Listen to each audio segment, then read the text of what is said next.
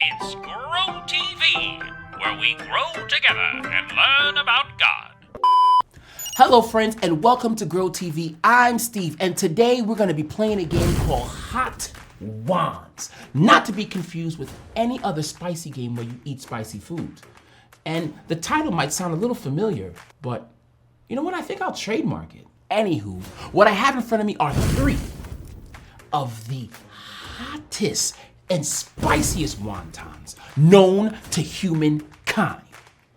Okay, more like the hottest I could find in the closest grocery store, but still, I will be eating these spicy wontons one at a time while ranking their hotness and attempting to hold a conversation with you at the same time. This should be fire. Anyway, here we go. All right, wonton number one is a sweet and spicy pork. That sounds delicious. Let's do this.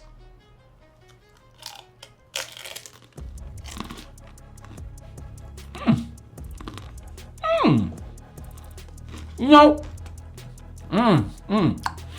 that was very good. It was really more sweet than spicy. I'll give it a 4 on the hot ones meter, and on the delicious meter, I'm gonna give it a 9. Next wonton. Okay, this is a chicken wonton with a spicy sauce. Here we go. Oh wow. Okay. I'm definitely feeling this one. The chili sauce takes it up a notch. My tongue is fighting against the heat like a sunscreen on a hot summer day. Oh my gosh, I feel like I could start sweating. But overall, it's not that bearable. I give it a number 7 on the hot wands meter. Next up is our last wonton. It's another chicken one. But this one was actually cooked in chili oil. It looks crispy.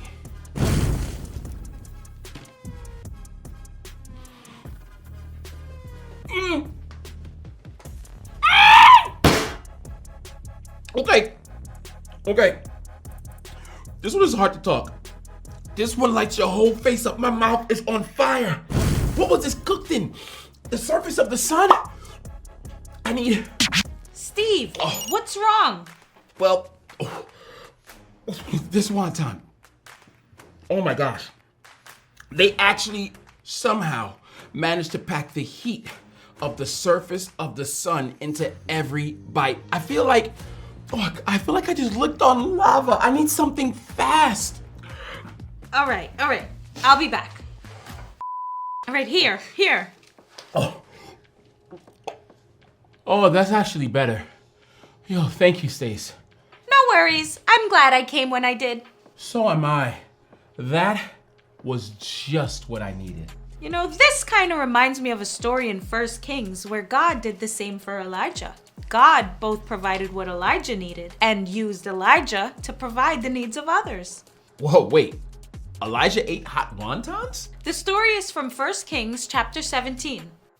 Elijah was a prophet. Oh, prophets were like the people God spoke to directly, right? Yes. Then the prophets shared the message with whoever needed to hear it. During this time, the king of the land, King Ahab, did not obey God. So Elijah gave the king a message. I bet it's not gonna be a good message.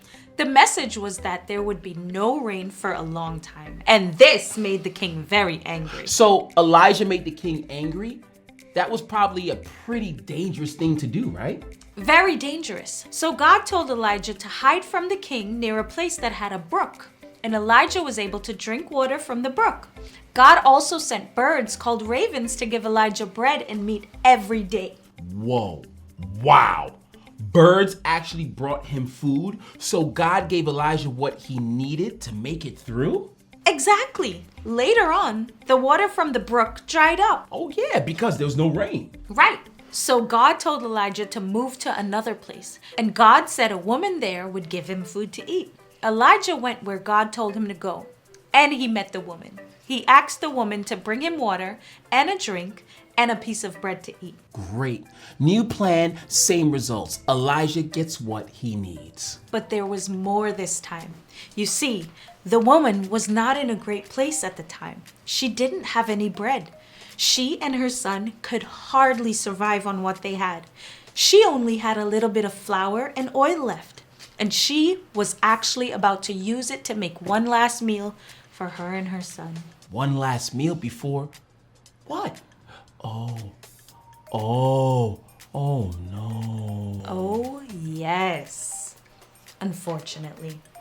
But Elijah said to her in 1 Kings 17:13 through 14, "Don't be afraid. Go home and do as you have said. But first make a small loaf of bread for me from what you have and bring it to me. And then make some for yourself and your son.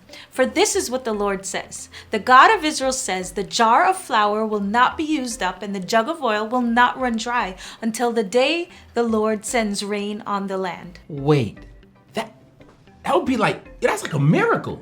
A miracle is what she needed. So the woman did what Elijah told her to do. And just as God said, she never ran out of flour and oil. What does that mean? To have enough flour and oil?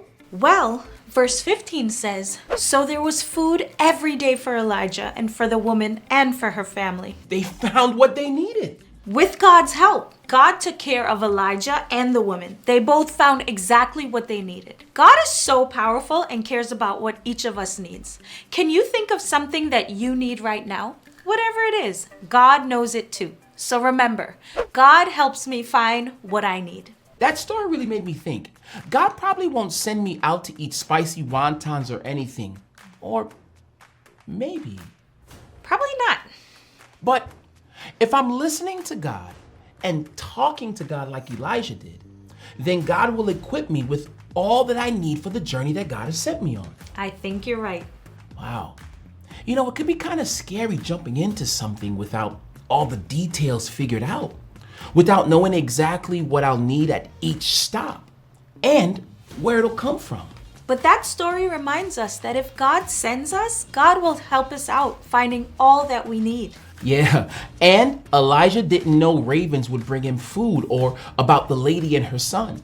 God will lead and direct. We just have to trust and pay attention. Yes, and I think as God continued to help Elijah, it probably got easier to trust.